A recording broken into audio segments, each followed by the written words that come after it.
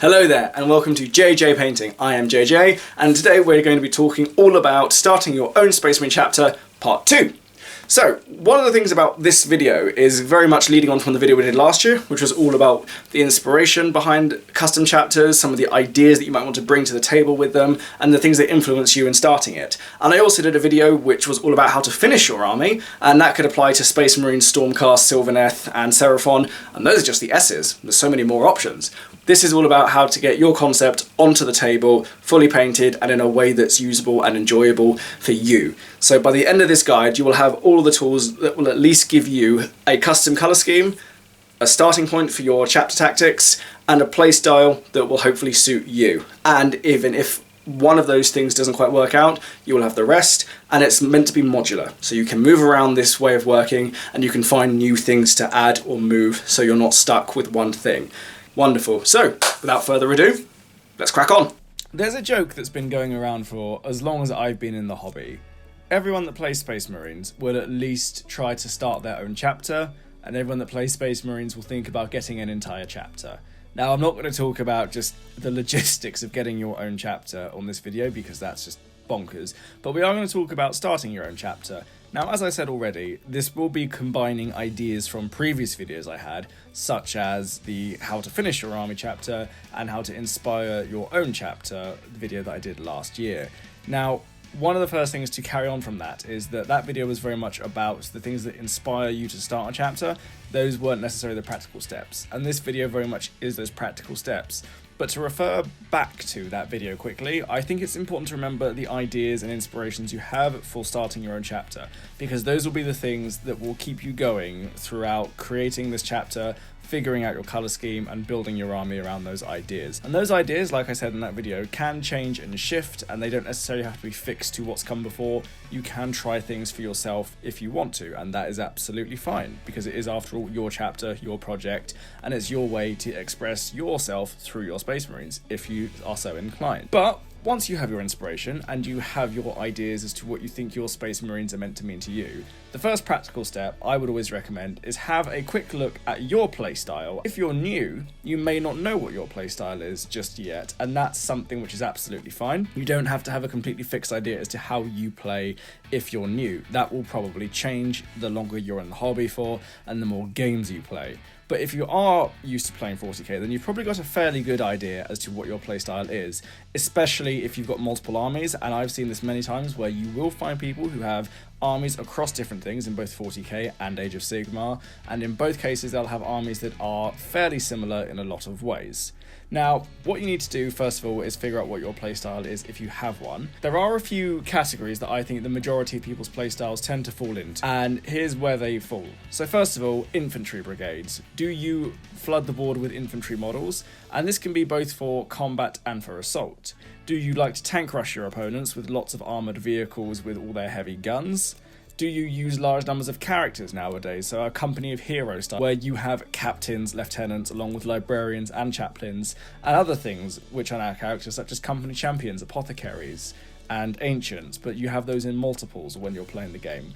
Do you use airborne divisions, so large numbers of aircraft and jump infantry? And the reason I add those into that category is because they can fly now, and they do very much count towards the idea of having models that are airborne and can move over the board rather than just across it. Or are you, in my last one, a mechanized infantry person, so you tend to load up all of your infantry into vehicles and send them to where they need to be on the board? Now, those are my broad categories, which I think most people's style of play falls into. You'll notice that I haven't used things such as ranged heavy or assault heavy armies, because as I discussed in my last video, most armies that would identify as going one way or the other do tend to incorporate elements of the other one. So even if you are in a combat heavy army, you will still have a large amount of ranged weapons within the army to a degree, whether or not they are short range or long range. And even if your army does boast a rather impressive gun line, you probably still have some close combat units that are capable of moving either quite quickly or definitely are able to get to where they need to be in a very short amount of time. And that's an important thing to remember, is that just because you favour one of the combat phases over the other phases doesn't necessarily mean that that's going to be the entire makeup of your army. But now that we've talked about where you think those playstyles fall into, you need to ask yourself a question.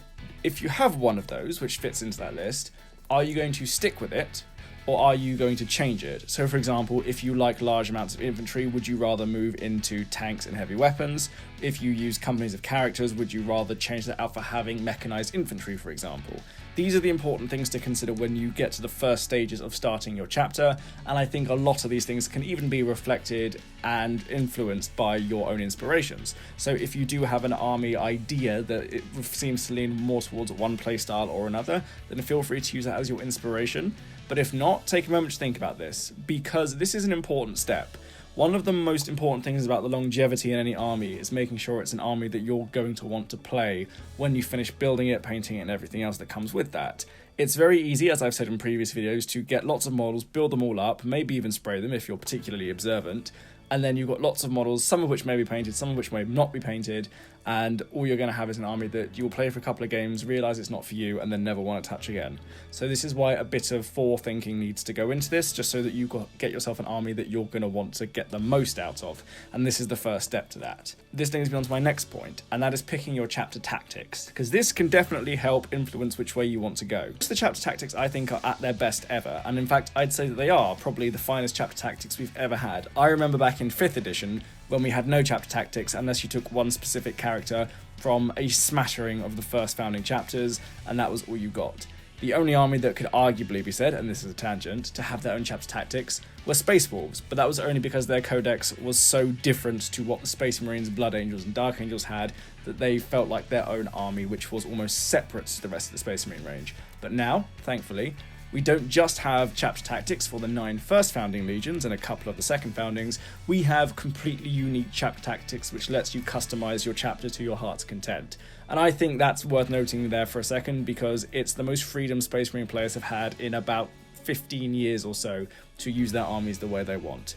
Now, what does this mean in terms of how we go from playstyle to chapter tactics? Now, you can very easily build your entire army around your chapter tactics, especially if we look at things like Born Heroes and Whirlwind of Range if you're wanting to focus on close combat. But interestingly enough, you can also use your chapter tactics to counterbalance your army. If you prefer an army that is mainly used for things such as tank rushing or for airborne assault, you can still give it things like Bolter Discipline or Stalwart, which gives you that extra little bit of protection and those extra rerolls where you need them, and are very useful in that respect to keeping your army a bit more balanced if you do want to go down one route or the other. Now, obviously, things like Born Assault and Whirlwind of Rage would obviously seem to benefit things such as Blade Guard, Veteran Intercessors, Assault Squads, and Thunderhammer Storm Shield Terminators, for example. But the other thing they do as well is they do allow things such as dreadnoughts and vehicles to be slightly better in combat than they otherwise would be. The same could obviously be argued with things such as Stoic, Tactical Withdrawal, and long-range marksman on characters. These things all do give little buffs to your characters as much as to your core infantry units, and that's something to remember. Chapter tactics aren't just on certain units, they're on everything, which is a fact that sometimes does get overlooked, especially when we think about previous editions of various things, where chapter tactics would only affect certain units for some reason, but thankfully they affect everyone now. Obviously, you still always have the option of just taking one of the first founding elite chapters as your tactics with the Inheritors of the Primarch one, which also gives you access to all of the supplements as well, which is quite useful, especially if you do want to go down a route which is a bit more established and you just want your own colour scheme and perhaps your own slightly more unique aesthetic to reflect your playstyle and how you want your models to look. And that in itself is fine, and if that's the case, then even in those codexes there are things like stratagems, warlord traits that you can go straight to, which will allow you to customize that further. And that's a pretty clean-cut way just to get yourself into the headspace of going, here's the chapter tactics, here's the playstyle, and here's everything that I can use within that army. And either way though, so whether you're going to pick your own successor chapter tactics or you're going to pick the tactics of an established chapter, once you've done that and you've established your playstyle, what you will straight away have is a very clear idea as to what the army is going to look like in a finished form, even if you may not necessarily know the individual units that are going into it. Because you will know that your army, as your playstyle goes, or how you want it to change, is going to be using the chapter tactics as the basis of its identity and its rules, and you'll be able to carry that with you a lot further than if you were just guessing after getting models. And of course, it's always worth noting that at this stage, this can very easily change. So your chapter tactics is something which you can change largely, unless you are playing with a first founding legion or an established second founding that you find in the codexes. If this is your chapter, then you don't need to worry about that so much, because you don't have to justify to anyone else who those chapter tactics are, where they come from second founding wise or latter founding wise. And you definitely do not have to feel like married to one set of chapter tactics, or you're not stuck with one way of playing. And the good thing about this, which we'll get onto in a little bit, is that the basis of the army you build as a Space Marine player doesn't necessarily manacle you to one style of play that you can't move away from. But let's assume that your chapter tactics and your playstyle are things that you've got a fairly good idea now in your head that you want to at least try. This brings us on to the next thing, and that's us getting some models. Test models, in fact. Now, I've said this about test models before, and I'm going to repeat it again. Test models are the most important step in any army you do, ever. Because if you're going to paint any army, it doesn't matter what colour it is, you need to know how it's going to look, how much time you're going to be putting into it, and how high a standard that you're willing to make this army look as well. So to get into the specifics of what test models you'll have, I would always start with a standard battle line unit. So whether that's a tactical marine or an intercessor or an assault intercessor or an infiltrator, it doesn't really matter. But I'd say get one of those, possibly by the box, because they'll always be useful in your army either which way, and get yourself one character. So I'd say get yourself a lieutenant or something along those lines, because the lieutenant is not necessarily going to be anyone's first choice for a warlord. It's not a captain or chapter master or special character. Because of this, you have a bit more freedom and you don't have to worry about making this the centerpiece of your army. Once you've got your one model, so your one battle line unit and your one character.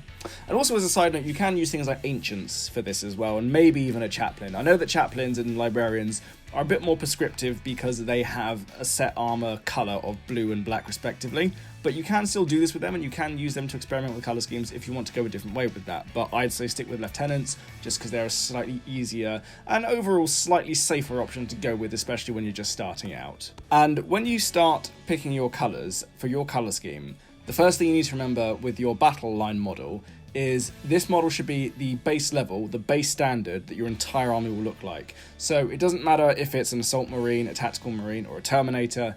This is the basic level that... So even if you only want a very simple color scheme, or if you want something that's a little bit more intricate, a bit more detailed for yourself, then this is where you test that. So an important thing to remember is that you paint this model not necessarily as a character model, but you paint this with the awareness that how long does this take me to paint, how much effort am I putting in, and can I, if I have to, batch paint this, or am I going to have to put in a lot of detail and a lot of attention into each and every model, irrespective of how high up the ranks they are. So what this will give you is a good sense as to what your base colour scheme will actually be like when it comes to doing your entire army. And I've said this before and I'll say it again, it's one thing to paint your captain or your lieutenant or your chaplain or your war boss or whatever.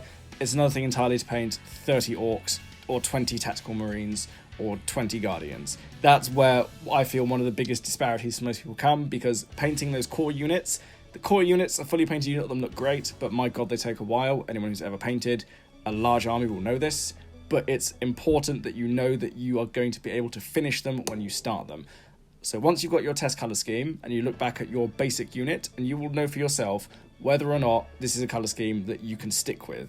If you don't want to stick with it, that's fine. You can strip the model off. I'd recommend either using Dettol or methylated spirits personally. There are other things out there as well, but those are my top two choices. Now, what I would say with that is that if you don't want to strip it off and you want to keep that test model as a reference for later on, that's also fine. But I think it's important to know that once you painted that model, that's going to be the colour scheme you paint however many times across however many models, and that should be your basis. Now, if we move back to the lieutenant briefly, this is where you can start to scale everything up slightly. So your basic standard level painting for your battle line unit just gives you an idea of the colours, whereas your lieutenant is where you want to probably put a bit more effort into it, a bit more time. So that's where you want to make things a bit more elaborate, you want to start picking out those details, you want the model itself to look a little bit more like a centerpiece, even though it may not itself be the centerpiece. And the reason I say a lieutenant and not a captain, for example, is because if you're going to have a model later on down the line that you want to be your warlord, then that's going to be where you want to use that. So this is good practice for the colour scheme for your centerpiece models, such as your chapter master or a company captain, or even other things such as company champions, or even some of the ones I mentioned before, such as the chaplain or the librarian.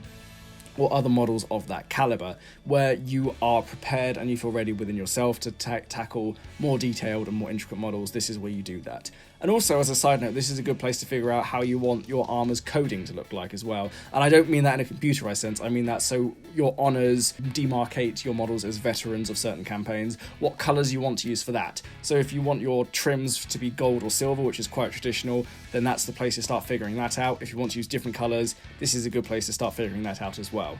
And just to give a quick wrap up to all of this, when you start doing this, it's good to give yourself a sense of what are the primary colors you want to use, so which will probably make up the majority of your color scheme. So whether that's just a core block of green or a core block of blue that you want to just use for all the models, all over the model, that's absolutely fine. This is the place to figure that out. Or if you want something a little bit more intricate, such as shoulder pads or even helmets that are different colors to the rest of the model, this is also the place to do that.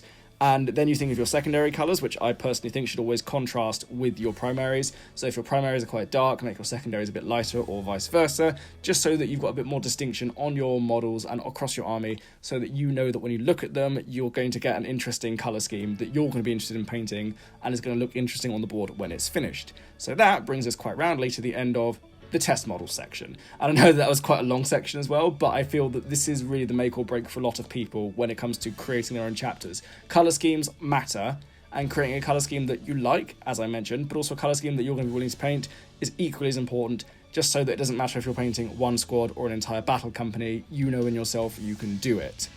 But getting onto that now, we need to talk about the actual units. So by this point, you've probably got your one character and your one battle line squad or model. So we keep with that for a second. And I think it's always worth mentioning now that there's a reason I've not done this as army list first. Because the thing about doing an army list first is that means that you're very much fixing yourself to maybe one idea, perhaps, before you've got a chance to actually play with your army or play with your chapter and see how it fits with you. And one of the things about doing that too is that then you're encouraging yourself to go out and buy the entire army, to perhaps build the entire army, to perhaps paint the entire army, perhaps, possibly, but maybe not at the same time. But what it will mean is that for you as a player, you're probably going to be less inclined to go back and start painting it again if you do put all of this together and you play a game or two and realise you're not quite sure about this, or you want to change things in it as well. So this is why we're doing this more gradual build up to slowly getting you to a place where your army is the way you want it to be and the way you want it to stay, or it's an army that you're more interested in keeping for longer. So back to the units. We have our one character, our lieutenant, or our librarian, or our chaplain, doesn't really matter which one, and our first battle line model. So I'd say obviously you want to expand that into a full unit, whether that's a tactical marine, or an intercessor, or an infiltrator, it doesn't really matter. You expand that to the first full squad, and I'd then say get a second squad of a different battle line. Now, my instinct would always be for your battle line to start with a tactical squad or a intercessor squad with just bolt rifles. The good thing about those two units is that they can fit themselves into just about any form of play, which is very useful when you're starting out. So you're not putting too much weight onto your play style before you've started playing. You've got yourself an army or a couple of models or a couple of units that can fit quite comfortably into any style of play, especially at this early stage where that could all very easily change direction. However, you're probably going to want to get yourself a second battle line unit, and this is where you can start looking at things such as infiltrators, or assault intercessors, or perhaps another tactical squad. Or what you should be thinking of doing with these ones is have these ones as the one that you're leaning slightly one way or slightly more the other way, depending on your style of play. So if you want a more infantry brigade type of playstyle, or more tank rush style, then this is where you could start thinking both in terms of what those units have, but also in terms of what they're bringing with them. So if you're going to have infantry brigades mostly, then you can probably think about having this unit as a larger full strength unit of 10 10 assault intercessors if you want. But if you're thinking of having tanks, for example, or you're thinking of leaning more towards mechanized infantry, then perhaps you want a smaller unit, since obviously if you're taking a 10-man unit of intercessors, they can only go in a Redemptor. Anything smaller than that's the only way they're going to get into a vehicle like an Impulsor, for example. With tactical squads, it doesn't matter quite as much because they can be a 10-man squad and they can still go into a Rhino, or they can go into a Land Raider. A 5-man one can only go into a Razorback, but that's still something that can work for you if you want to go down that direction. But this will give you your first character, your 2 battle line units, and then I'd say get one more unit which slightly more reflects the way you want your playstyle to be. So what this will be, if you're looking at that mechanized division again, is that's when you start thinking about your rhinos or your impulsors, or maybe even something really big if you want a centerpiece early on.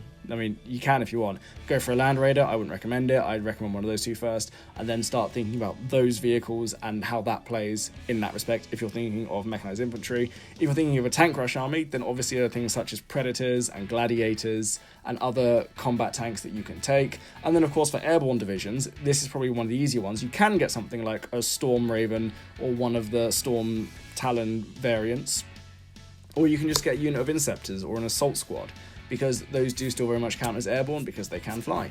And that will lend itself quite nicely to how you want to think about playing and how you want to start. I just use these as examples because these are single units that you can use. And again, the good thing about only buying one unit as opposed to 3 or 4 units that lend themselves to this playstyle is that very early on, you can start playing small games of 500 to 700 points, and you can start deciding if that style works for you before you've invested almost 5 times as much money or 4 times as much money into your entire army, which you may not, again, necessarily want to keep going after the first couple of games. And the other thing to remember is that if you do it at this pace, there's a better than good chance you will have a fully painted army when you have those first games. And one thing you will know from playing that first game is that if you like it, you can build on it. You can continue to expand in that direction. But if you're not sure about that, instead you can look at new models to add to it, keep those units you already have as a counterbalance, and then build in a different direction. But also, your army will still be painted, and it will still be a colour scheme that you like and that reflects the way you want your army to be. And that's a really important factor for any player, because at no point will you then have to worry about changing your entire way of playing. It's not like you're playing something like Space Wolves, where the units are so specific to that chapter that if you're not into it, you've effectively got to completely rip them apart. To change it, you can't just repaint it if you're playing Firstborn especially. So at every step of the journey, this is one thing to remember as well. If you do want to change direction, you can, and it's not going to cost you anything much more than a couple of hours worth of painting, or maybe a tiny bit of tweaking your own army's rules. And there you have it. You will have, now by this point, if you follow all those steps, playstyle, chapter tactics, test models, and building up your army slowly and playing games as it gets bigger, you will have a very good idea and a very clear sense as to how this army functions and how it wants to change from there. So in a little bit of time, eventually you may have a 2,000 point army that you can call your very own, and it will be your chapter, in your colours, the way you want to play. And the other thing to remember about your custom chapters is that you're not, again, manacled to the chapter tactics. You can change those really comfortably and really easily, especially as time goes on and you might want to try different ways of playing. You might want to drop some units and bring other things in. You can still do that, and you'll still have that core army that will fit your style and reflect your way of playing the whole way through. And that's something to be proud of. That's a harder thing to do for a lot of people. I've never actually come up with my own custom chapter. Might do a video of me doing that at some point, after Challenge 99 obviously. But that's just something to consider when you're starting or thinking of starting your own chapter. It's very doable. It does take a bit of planning and it does take a bit of forethought, but if you're willing to use the steps that I've mentioned here, then you'll definitely have a chapter to call your very own that you can definitely be proud of. But as always, I want to hear from you guys. How many of you out there have got your own custom chapters? How easy or how hard was it for you to come up with all the ideas for them? Have the chapter tactics in the last 2 editions helped you out, or have they made it even harder to pick what you want to be your playstyle? Let me know your thoughts below. I look forward to hearing from you. So I hope you found this video helpful in how to start your own Space Marine chapter and send yourself on this journey of new Space Marine bliss. I'd actually be quite fascinated to see if any of you do take my advice and do try this out, then please do let me know in the comments below how you found it and if you found it useful. If there's other things that you find useful that help you with your own Space Marine chapter, please feel free to leave them down there as well. Thank you all very, very much for watching. I do try to post my videos on Wednesdays and Fridays, and I'll be sticking to that for the foreseeable future. Can't see any changes, as you know by this point as well. Get into the website and get onto Instagram and get registering your interest in winning a model. Every 50 subscribers there will be a giveaway. But thank you all very, very much for watching. Goodbye and have a lovely day.